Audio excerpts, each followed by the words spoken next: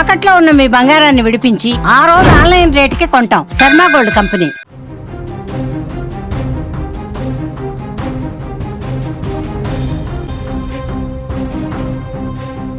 పాకిస్తాన్ అల్లకల్లోలంగా మారింది. గడిచిన 24 గంటల్లో 12 నగరాలపైన ఏకదాటిగా ఉగ్రదాడులు కొనసాగాయి. ప్రస్తుతం పాకిస్తాన్ అంతర్యుద్ధం వైపు అడుగులు వేస్తుంది. భీకరమైనటువంటి దాడులు, బాంబు దాడులతో అల్లకల్లోలంగా మారింది పాకిస్తాన్. ప్రపంచానికి ఉగ్రవాదాన్ని ఎగుమతి చేసే ఒక ఫ్యాక్టరీ పాకిస్తాన్ ఇప్పుడు ఆ సొంత దేశంలోనే ఆ ఉగ్రదాడులతో అల్లకల్లోలంగా మారింది. పక్క దేశాలను దెబ్బతీయడానికి పాములను పెంచి పోషించిన ఆ దేశానికి ఇప్పుడు అవే పాములు కాటు వేస్తున్నాయి. పాకిస్తాన్లోని అతిపెద్ద ప్రావిన్స్ బలూచిస్తాన్ ఇప్పుడు రావణ కాష్టంగా మారింది. శుక్రవారం రాత్రి మొదలైన ఉగ్రవాదుల మారణ హోమం శనివారం వరకు నిరంతరాయంగా కొనసాగింది. క్వెటా, గ్వాదర్ వంటి 12 ప్రధాన పట్టణాలలో ఉగ్రవాదులు రక్తపాతాన్ని సృష్టించారు. ఈ భీకర దాడులలో 70 మంది ఉగ్రవాదులు హతమవగా 10 మంది సైనికులు ప్రాణాలు కోల్పోయారు. పూర్తిగా చాలా ప్రాంతాలలో ఆస్తి నష్టాలు సంభవించాయి.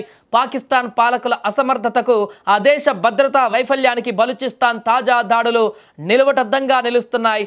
శుక్రవారం చీకటి పడగానే బలూచిస్తాన్లోని 12 కీలక ప్రాంతాలపైన ఉగ్రవాదులు ఒక్కసారిగా విరుచుకుపడ్డారు. గన్మెన్లు అమాయక పౌరులను, పోలీస్ స్టేషన్లను, సైనిక స్థావరాలను లక్ష్యంగా చేసుకుని కాల్పుల వర్షం కురిపించారు.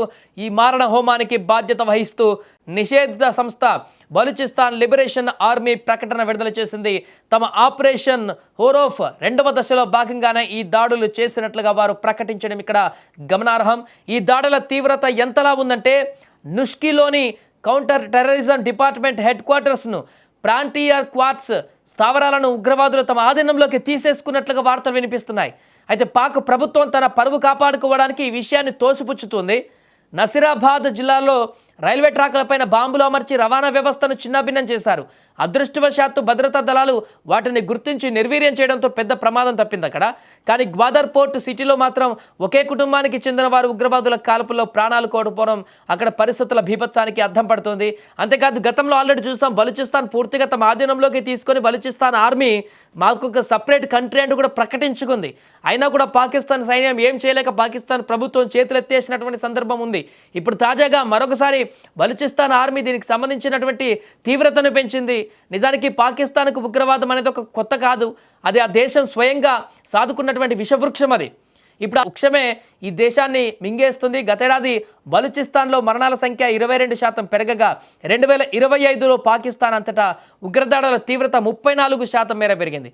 ఇది పాక్ పాలకుల చేతకనతనానికి పరాకాష్ట. సొంత పౌరుల ప్రాణాలకు రక్షణ కల్పించలేని ఆ దేశ సైన్యం కేవలం రాజకీయాలలో వేలు పెట్టడానికి మాత్రమే పనికొస్తుందని కూడా మరొకసారి నిరూపితమైంది. తాజాగా జరిగిన ఎదురుకాల్పులలో 70 మంది ఉగ్రవాదులు ఖతమయ్యారని చెబుతున్నా అసలు ఇంతటి భారీ స్థాయిలో ఉగ్రవాదులు దేశంలోకి ఎలా చొరబడ్డారో సమాధానం చెప్పేటువంటి నాదుడు కూడా అక్కడ కనిపించడం లేదు. సామాన్య ప్రజలు కూడా బలైపోతున్నారు. అక్కడ ప్రభుత్వం ఏం చేస్తుందో కూడా తెలియని పరిస్థితి. పాకిస్తాన్ ప్రభుత్వం ప్రస్తుతం బలూచిస్తాన్ వ్యాప్తంగా హైఅలర్ట్ ప్రకటించి సైన్యం గాలింపు చర్యలు ముమ్మరం చేసింది. హతమైన వారిలో కేవలం బలూచ్ తిరుగుబాటుదారులే ఉన్నారా, లేక టీటీపీ సభ్యులు కూడా ఉన్నారా అనే కోణంలో దర్యాప్తు జరుగుతుంది. ఏదేమైనా ఉగ్రవాదానికి ఊతమిస్తూ శాంతిని కోరుకోవడం పాకిస్తాన్ చేస్తున్న అతిపెద్ద మూర్ఖత్వం. అరాచకానికి అడ్డగా మారిన పాక్ ఇప్పటికైనా తన పంతాను మార్చుకోకపోతే దేశం మొత్తం వల్లకాడుగా మారడం ఖాయంగానే కనిపిస్తుంది. అంతర్గత కలహాలు, అంతర్గత కుమ్ములాటలు, అంతర్గత రాజకీయ పరిస్థితులు, అంతర్గత ఉగ్రవాదాలు ఇవన్నీ కూడా పాకిస్తాన్ని సమూలంగా నాశనం చేయడానికి విషం చెబుతున్నటువంటి పరిస్థితి ఇప్పుడు అక్కడ కనిపిస్తుంది.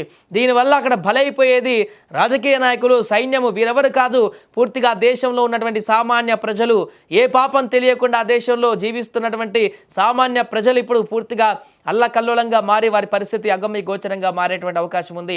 ఎట్ ఏ టైం 12 నగరాల్లో ఈ దాడులు కొనసాగాయంటే అర్థం చేసుకోవచ్చు అక్కడ సైన్యం ఎంత దారుణంగా విఫలమైందో. పాకిస్తాన్ సైన్యం అనేది ఉగ్రవాదులు అక్కడ ఎంత బలంగా ఉన్నారు, ఎంత దారుణమైనటువంటి పరిస్థితులను ఎదుర్కోవడానికి వారు సిద్ధంగా ఉన్నారనడానికి ఇది ఒక మచ్చుతునక. గతంలో చాలా జరిగాయి.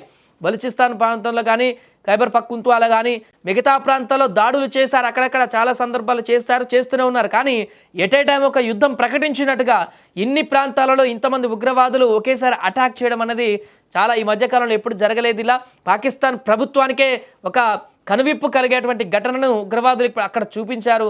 దీని పరిణామం కారణంగా అక్కడ ఇంకా ఎలాంటి పరిస్థితులు ఏర్పడబోతున్నాయి. ఇప్పటికే పాకిస్తాన్ ప్రభుత్వానికి చాలా నష్టం చేకూరినట్టుగా తెలుస్తుంది. ఈ యొక్క దాడుల వల్ల బయటికి చెప్పలేకపోతున్నారు పాకిస్తాన్ ప్రభుత్వం, కానీ చాలా నష్టం జరిగింది. నిన్న జరిగినటువంటి ఈ భీకరమైనటువంటి దాడులు, బాంబు దాడులు, గన్ దాడులు, బుల్లెట్ల దాడులు, వీటన్నిటితో జరిగినటువంటి పెను విధ్వంసానికి చాలామంది మరణించినట్టుగా కూడా తెలుస్తుంది అక్కడ సామాన్యులు. అలాగే ఆస్తి నష్టం అయితే చెప్పక్కర్లేదు. పాకిస్తాన్ ప్రభుత్వం పూర్తిగా అక్కడకు డీలా పడిపోయినటువంటి సందర్భం అయితే ఏర్పడింది వీరి యొక్క దాడిలో. ఏదేమైనా ప్రస్తుతం అంతర్గత కలహాలతో పాకిస్తాన్ పూర్తిగా మరింత నిస్తేజంలోకి కూరుకుపోయినట్టుగా కనపడుతుంది. అంతర్యుద్ధంలోకి వెళ్ళిపోతుంది అనేటువంటి పరిణామాలు కూడా ఏర్పడుతున్నాయి. ఏదేమైనా ఒక్కసారిగా జరిగినటువంటి భారీ భీకరమైనటువంటి దాడులతో ఆ ప్రాంత ప్రజలైతే ఒక్కసారిగా బిక్కుబిక్కుమంటూ అక్కడ కాలం వెల్లదీస్తున్నారు.